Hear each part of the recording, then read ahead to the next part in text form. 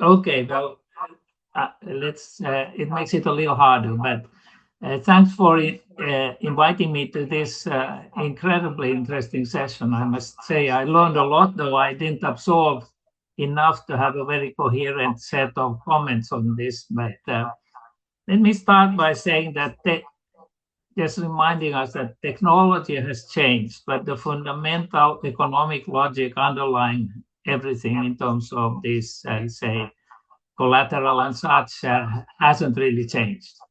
And so we can learn a lot from looking at historical problems and troubles, crises. We have seen them recently. I think they are very much alive still or possible still. And in fact, I'm interested to hear what nothing was really said about the risks that are increasing with this system, which in my mind looks like they could be formidable. And but I'll get that uh, get back that to that issue shortly. Uh, if I just start from what I find most interesting in this sort of the big picture, so to speak, is that much of it has been about the architecture and moving up to higher level. Especially, say, Dan Ori's comments resonated in me very much. I think that doesn't just apply for these financial systems. It's true. Just look at Europe right now. I think they would need a really big reset with architecture. They are centralized and so on. And this idea that popped up all the time here, that let's have interoperability in order to foster innovation and allow very different parties or different structures still cooperate in some manner. I think that's got to be the future. I'm just thinking of, say, Amazon. When Amazon changed to APIs, I mean, Amazon exploded, and their open AI. I'm sorry, open banking, which was mentioned here along the way, is one of the success stories of Europe. Unfortunately, the success all happens in England or UK. They have given UK the right tools, but they can't use them themselves. So there's a lot of questions here in the architecture level. Where are the leverage points going to be? There's going to be smart people trying to figure out all the time where leverage is, and for sort of a big leverage battle that's outside this is Nvidia versus all the other smaller players. And I have a sense that Nvidia has the architecture right and the internal operations right, and that's why it is what it is right now compared to the various sort of short-term players, if you wish, those who have to redesign things at every sort of iteration of technological innovation. So this question about what architecture and how to sort of command interoperability and control interoperability for basically for society, I have in mind. So that's a hugely critical question. How to approach it. From that point of view, I'm thinking about repo. I mean, the most fascinating for me is the repo market here, in terms of it has suddenly basically become money, almost exactly money. It's a very little. It used to be just collateral, but it's moving in the direction of becoming sort of, in some sense, collateral, money or money-like.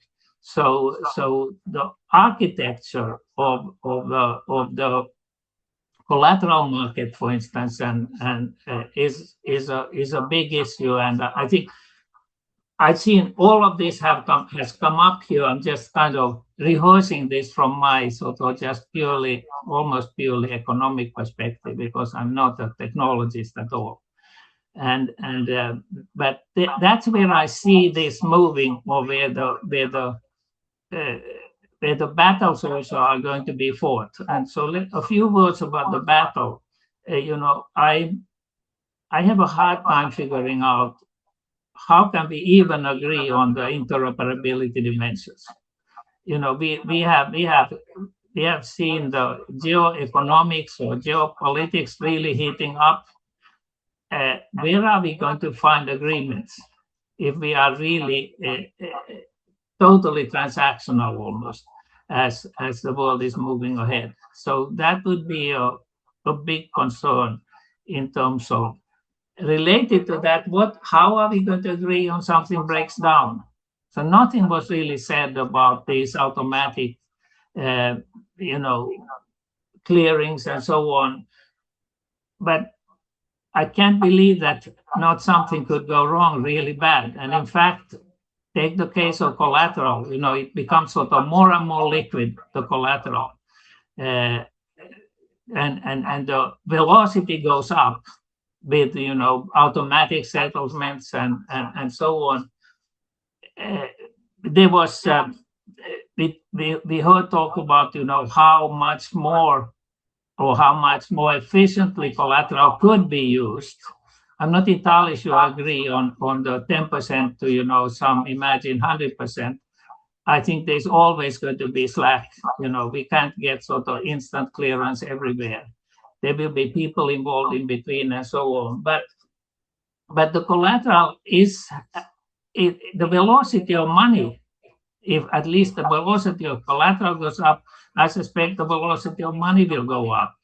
And velocity, that means that we can transact more. And though, by the way, history doesn't at all say that even if velocity goes up, that somehow, the economy will grow enormously faster. That wasn't true when we went to origin and distribute. The collateral market grew enormously, and we had a financial crisis. But there were, the what we call safe assets. They don't, as a percentage of all assets, they didn't noticeably increase. I mean, these are hard things to sort of measure, but there is not an automatic result like that. The other thing is, if velocity goes up, the risk almost surely is going to go up. And so I would be, as an outsider, really worried about the potential risks, and ask you to tell me how you're going to resolve crisis.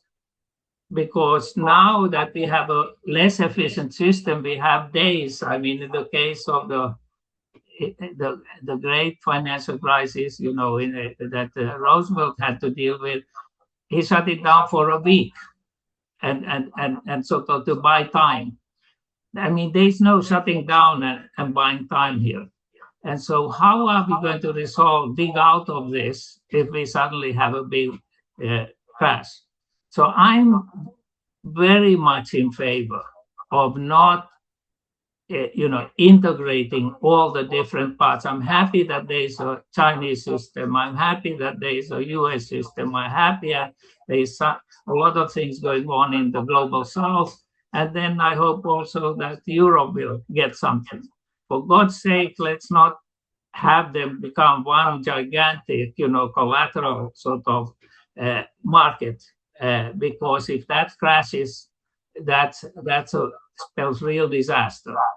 So I like firewalls in this sense, and you need some inefficiency because you cannot make it perfect. You got to have something that gives you time to sort of breathe and take a breather and see how it clears up. At least this is how I see it. Maybe I'm too old-fashioned, but and I hope I never will see the answer to this question. But I worry a lot about that, and I would think I heard very little about that, and in the sense that.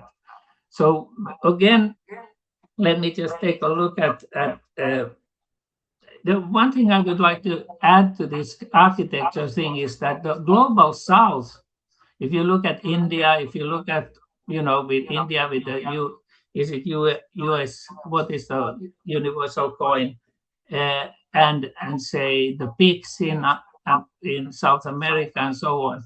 I mean, they are incredibly creative, and they have found, maybe because their systems used to be simpler, they have found a lot of architectural designs that are really impressive. And the speed at which they are doing it is also remarkable. In fact, since we are here in China, so to speak, China, of course, has had an incredible run, starting with our host here, the and also WeChat and Alipay and so on. I mean, in a short time they have grown out to be very dominant. So there's a point that saying that if you go, it's a lot easier to start from a blank slate, so to speak. So in that sense, I think US is still using cash. I have cash in my pocket right now. You can't be without cash here. And Europe is going away from that, but they have what I think is already a legacy system for payments. I don't think that's going to survive for very long.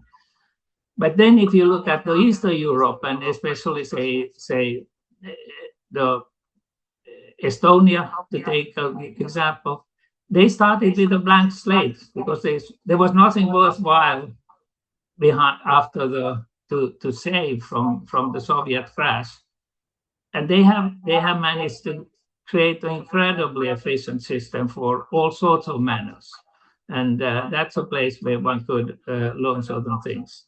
So again, I worry about the geoeconomics, geopolitics, in the enthusiasm for sort of creating a gigantic, wonderfully humming machine.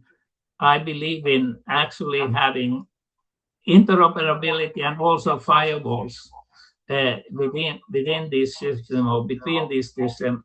And I, going back to Dan's